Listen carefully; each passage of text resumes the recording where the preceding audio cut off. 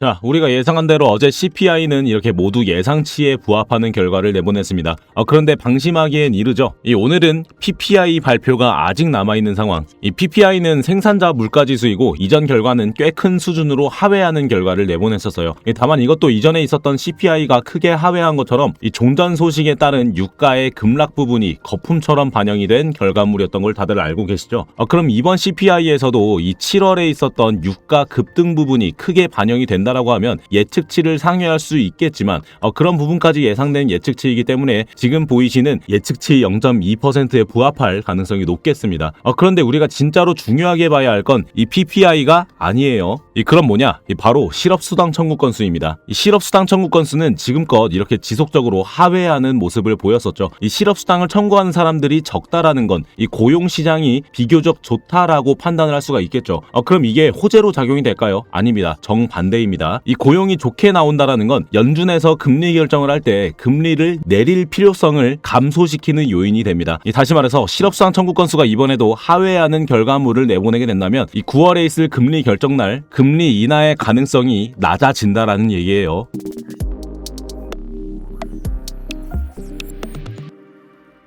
네, 안녕하세요. 차트도사 김도훈입니다. 오늘 목요일 실시간 차트로 브리핑을 드리고 있고 지금 3초만 시간 내셔서 좋아요는 꼭 한 번씩 눌러주시기 바랍니다. 그리고 영상은 1.5배속으로 보시는 게 더 잘 들리시고 시간도 아끼시니까 배속하셔서 시청해보세요. 네, 차트 보겠습니다. 이 차트는 어제 복귀할 것이 따로 없습니다. 제가 영상에서 말씀드린 그대로 내려왔습니다. 어제 이렇게 변동에 주의하라라고 말씀을 드렸던 영상이었는데 한번 보고 가시죠. 이 PPI 발표 결과도 같이 봐줘야 되겠지만 이 오늘 CPI 발표가 예상치에 부합하는 결과가 나오게 되면 이 차트는 계속 이 자리에서 저항을 맞거나 이 상단으로 올려진 뒤에 이전 고점 부근에서 저항을 받을 가능성이 높다라고 보여집니다. 이 예상치에 부합하는 결과는 뭐 강력한 호재도 강력한 악재도 아닌 상황인데다가 지금같이 유동성이 부족한 상황에서 강력한 호재로 작용이 되지 않은 CPI로 이 유동성을 불러오기란 사실상 무리가 좀 있어 보입니다. 그래서 여러분께서도 이 위에 있는 고점 매물대에서의 반응을 위주로 봐주시는 것이 좋겠다라고 보여져요. 이 차트가 올려지면서 이 전고점 구간을 테스트할 때 이 전고점 구간, 즉 64.5K 부근에 지지를 받는다라고 보여지면 그때는 작은 비중으로 롱을 태워주시는 전략을 택해볼 수가 있겠고, 아니다 여기서 저항 맞고 다시 떨굴 것 같다라고 보여지시면 이 64에서 64.5K 부근에서 숏 진입을 해보시는 것이 단기적인 전략일 수 있겠다라고 말씀을 드릴 수가 있겠습니다. 이렇게 영상에서도 말씀드린 것처럼 저도 이 CPI가 예상치에 부합하더라도 크게 올려질 것으로는 생각하지 않았기 때문에 이전 고점 매물대 부근에서 진입하자고 말씀을 드렸던 숏타점 지금 정상적으로 체결이 되어주면서 이 현재 12% 정도 수익 보고 있는 상황입니다. 이 오늘 밤에 아마 익절 신호를 좀 드릴 것 같아요. 그러니까 우리 스터디 방분들 집중해서 계속해서 대기해 주시면 좋겠습니다. 자, 그러면 이 숏타점 아직 제가 왜 익절하지 않는 걸까요? 그건 아까 말씀드렸던 대로 이 실업수당 청구 건수에 대한 반영이 하방을 더 열어줄 것 같다라는 생각 때문입니다.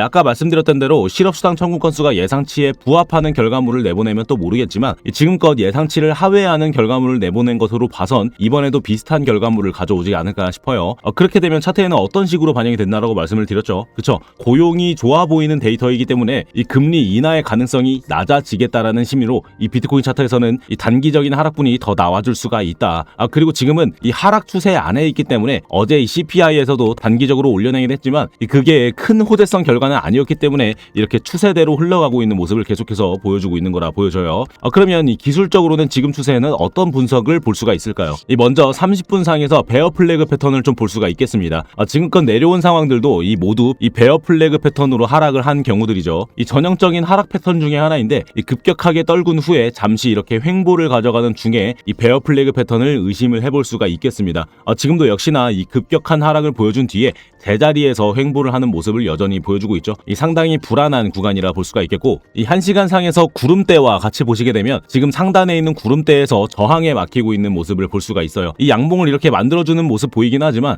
이 구름대 하단에서 저항을 맞는 흐름, 그리고 양쪽 구름의 크기보다 지금 머리 위에 있는 구름대가 비교적으로 두껍기 때문에 안 그래도 유동성이 없는데 이걸 단숨에 뚫어줄 힘은 지금으로선 부족하다라고 여겨집니다. 그리고 4시간 상에서 보셨을 때 지금 비트코인은 이렇게 삼각수렴의 형태의 패턴을 띠고 있어요. 이렇게 크게 가져가던 변동성이 점차 좁아지면서 이렇게 수렴하는 형태를 보여주고 있는데, 아니 잠시만요, 이 위에는 왜 포함시키지 않은 거예요? 네, 저는 이걸 휩소로 간주하기 때문에 굳이 포함시키지 않은 겁니다. 좀 더 가까이서 보셨을 때 이 거래량을 보시면 이때 삼각수렴 패턴의 상단을 뚫어준 이 상승분들은 거래량이 상당히 미미한, 다시 말해서 빈 껍데기만 올려진 구간이다라는 판단을 했기 때문에 넣어두지 않은 겁니다. 그 외에는 이렇게 상당히 의미가 있는 지지와 저항 구간들을 보여주고 보여주고 있죠. 그리고 지금 상황에서는 이 하단을 이탈을 하고 지금 그 하단에서 저항을 맞고 있는 모습까지 보여지고 있습니다. 그리고 테더 도미넌스 차트를 보시면 이 저점을 이은 빗각에서 저항이 나오고 있는 상황이 보이시죠. 이전에는 이렇게 지지를 받쳐줬던 라인이었지만 지금은 저항 구간이 되어주고 있습니다.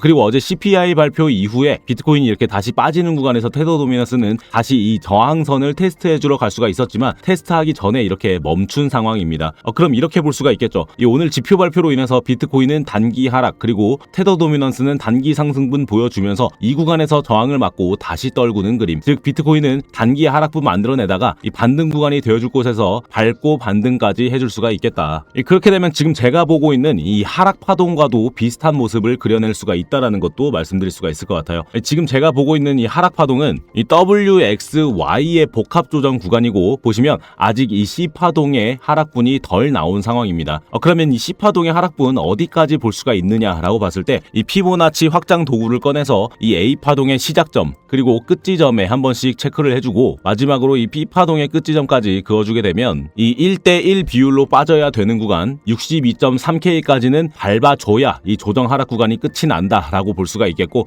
지금은 큰 상승 파동 내에 나오고 있는 하락 파동이라 이 조정 하락 파동이 마무리가 되어야 다음은 큰 상승 파동을 다시 시작해낼 수가 있겠습니다. 이 점까지 참고해 보시고 저는 나머지 후속 조치와 실시간 브리핑은 저희 무료 스터디방에서 마저 드리도록 하겠습니다. 지금 저희가 가지고 있는 이 단기 쇼타점은 오늘 마무리를 좀 지어드릴 것 같고 그 다음은 아마 이렇게 롱 진입을 하면서 스위칭까지 해주지 않을까 싶어요. 이 영상을 만들고 여러분께 도달했을 때 그 영상 안에서 저는 계속해서 고정된 말씀을 드리겠죠 아마. 하지만 이 스터디방에서는 제가 수정해드릴 거는 계속해서 수정을 해드리면서 제때제때 대응을 해드릴 수가 있습니다. 그래서 영상에서는 더 세세하게 말씀을 드리지 못하는 거고 이 스터디방을 안내해드리면서 더 다채롭게 대응을 받아보시라 말씀을 드리는 거예요. 제가 딴 건 안 봤는데 저희 채널 성장을 위해서 좋아요는 부탁드리고 있으니까 지금 좋아요는 한 번씩 꼭 눌러주시면서 입장 신청 해주시면 감사드리겠습니다. 입장 신청하시는 방법은 지금 영상 아래에 이 더보기란에 링크로 달아뒀으니까 이용해보시면 되겠죠. 이 영상 내리신 김에 좋아요와 구독도 한 번씩 눌러주시면 너무 좋겠습니다. 그리고 이 링크는 핸드폰으로 클릭하시게 되면 문자를 보내는 문자 화면으로 넘어가시게 되시면서 이 전송 버튼만 누르시면 바로 스터디방 신청이 되게 만들어 뒀으니까 더 간편하게 신청 가능하실 거고요. 이 컴퓨터로 보시는 분들은 링크 클릭하시게 되면 이런 구글 폼 화면을 보시게 될 겁니다. 여기서도 간단하게 스터디방 신청에 체크해 주신 다음에 답변과 함께 제출 버튼 눌러주시면 간단하게 신청 가능하실 겁니다. 그리고 오시게 되면 전부 여러분 손으로 직접 매매를 하시게 되는 거니까 자유롭게 하시되 영 어렵다 싶으시면 그냥 구경만 하고 계셔도 아무 문제 없어요. 네, 다시 차트에서 오늘 내용 간단하게 정리를 좀 해드려 보자면 이 CPI에 대한 변동성, 이 선반영은 마무리가 됐고 비슷한 모습의 PPI는 그리 크게 작용하진 않을 것 같다. 대신 실업수당 청구 건수에 따른 심리 지표가 작용될 것으로 보이니까 그 점은 꼭 참고해 주시는 것이 좋을 것 같고 이 차트의 기술적인 부분들도 아직 하락 여력이 남아있는 것으로 보이니까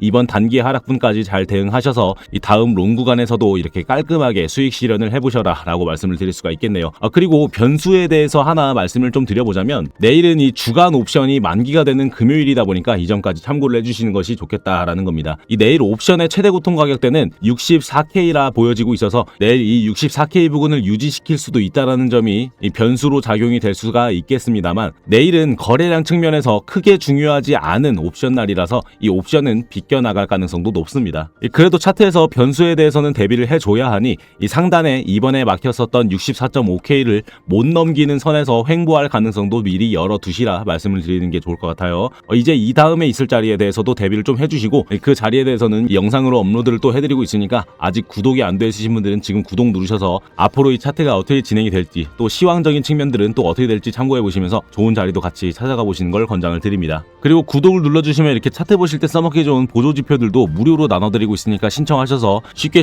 수익 봐보시는 것도 괜찮겠죠. 이 지표는 AI 기반으로 타점을 봐주는 지표라고 보시면 되고 제가 엘리어트 파동이나 ICT나 패턴 등등 다양한 매매법들을 종합해서 입력을 해둔 다음에 AI가 스스로 학습도 할 수 있게 만들어 둔 겁니다. 그래서 이렇게 갑자기 꺾이는 자리나 갑자기 나오는 반등 자리까지는 아니어도 이렇게 안정적인 신호가 나왔을 때 진입만 잘 해주면 다음 신호가 나올 때까지 어느 정도의 수익 구간은 가져갈 수가 있는 지표니까 이 말씀드린 영상 아래에 있는 링크 클릭 후에 신청해 보셔서 쉽게 먹을 수 있는 수익 구간들도 가져가 보시기 바랍니다. 네, 비트코인은 이제 점차 반등을 가져오면서 큰 상승 구간을 만들어내는 그런 구간에 들어와 있다고 볼 수가 있습니다. 거기서 나올 수 있는 변수들은 언제나 열려는 있지만 실시간으로 빠른 대응을 하다 보면 큰 손실은 막을 수 있다는 거 잊지 마세요. 그리고 항상 말씀드리지만 비트코인 투자는 이렇게 단순히 방향만 맞춰내는 홀짝 게임이 아니라 이런 구간마다에서의 시장의 반응을 보고 움직이는 대응의 영역입니다. 그래서 실시간으로 변하는 분봉 구조를 파악하기가 어려우시다면 제가 나침반이 되어드리는 스터디방에서 함께 안전하게 수익 봐보시기 바라고요. 오늘 영상이 여러분 매매에 도움이 됐길 바라면서 영상은 여기서 마무리하도록 하겠습니다. 저는 다음 영상에서 더 나은 타점으로 다시 찾아뵙겠습니다.